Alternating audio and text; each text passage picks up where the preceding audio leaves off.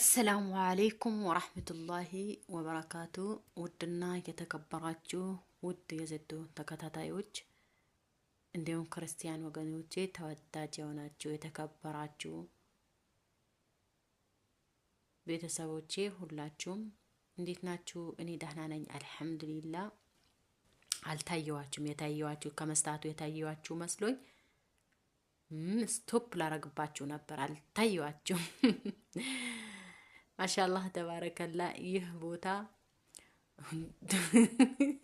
ከጥላይ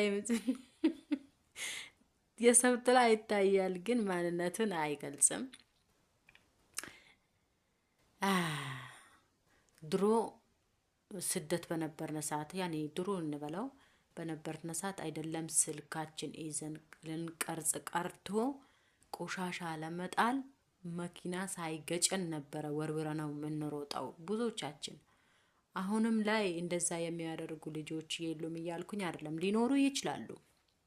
እኔ የማደርገውን ልንገራችሁ። ያኔ ሰውየው እንደውም ቆሞ ተረጋጊ፣ እቺ አበባ ደግሞ ለማን ነው? ለራሴ ነው፣ ለኔ ነው የተሰጠኝ የተላከልኝ። በነገራችን ላይ ይሄን ቦታ ምናልባት እኔን የምትከታተሉኝ ካያችሁት ልታውቁት ትችላላችሁ። እኔ ግን ቦታውን አላውቀውም። ይሄ ቦታ ነው ብዬ ልነግራችሁ አልችልም። ብቻ ኳታር ነው፣ ኳታር ብቻ መሆኑን ነው። ብቻ ከከተማ ወጣ ያለ ነገር ይመስለኛል። ወላሂ አለም እኔ ሄጄ ሳይሆን ስልኬ ሄዶ ቀርጾ መጥቶ ነው። ምክንያቱም ስልኬ በአሁን ሰዓት ስራ የመስራት አላማ ስላለው እየታገለ ነው።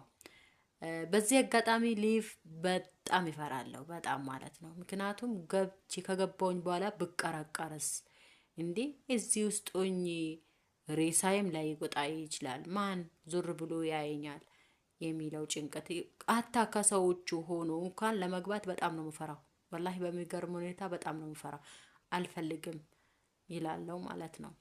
ያው ለሁለት ቦታ ሰዎች ካጠገቤ ካሉ ይገባል። እንዲሁም ስልክ ካያስኩኝም ይገባለሁ፣ ችግር የለብኝም። እኔ ብቻም ሆኜ ስልክ ካያስኩኝ ይገባለሁ። እዛ ውስጥ ሆኖ እኮ ስልክ ላይ ስራም ይችላል። በነገራችን ላይ ስልክ ስላላስኩኝ ብቻ ሳይሆን ስልክም ይዞ የማይሰራው አለ፣ የማይሰራበት ቀን አለ። ያ ማለት በፊልም አይቼ ነው። ስልክም ቢላቸዋል ሊፍት ውስጥ በቃ ይወጥቃሉ፣ ይታፈናሉ። ያ ነገር ነው የሚመጣብኝ። እኔም የነገ ቀን እድል ቢደርሰኝ ምን ልሆን ነው? ከዛ ሁላ በደረድ በስነ ስርዓት አላረጀው። ገና የ50 አመት እድሜ ልጅ ነኝ። ገና የ50 አመት ልጅ ነኝ። አዛውንት አይደለም። አዛውንት ምንድነው? አሮጊት ነው የሚባለው አዛውንት ሲነገርኝ እና ቆሻሻዬን ጢላ ልበልባችሁ። ስልኬ ጢላ ልበል፣ ቆሻሻዋን ጥላ መንገድ ቀጥለናል። መንገዱ ወዴት? ወደ ጉዞ ወደ ትምህርት ቤት። ድሮ ያኔ በልጅነቴ ያልተማርኩትን ትምህርት ቤት እንዲሁም የወለድኩትን ልጅ ትምህርት ቤት አላመላለሰውም። ይኸው ጥየዋለሁ። ግን ዱንያ እንዲህ ናት። ሰው ለብር የማያደርገው ነገር የለም። የሰውን ልጅ እናስተምራለን፣ እናወጣለን፣ እናወርዳለን፣ እናቅፋለን፣ እናጥባለን፣ እንከባከባለን። እሽሩሮ ብለን በተለይ እያሉብንንም አና አሴፍ እያለን ማለት ነው። ሁሉም ነገር አልহামዱሊላህ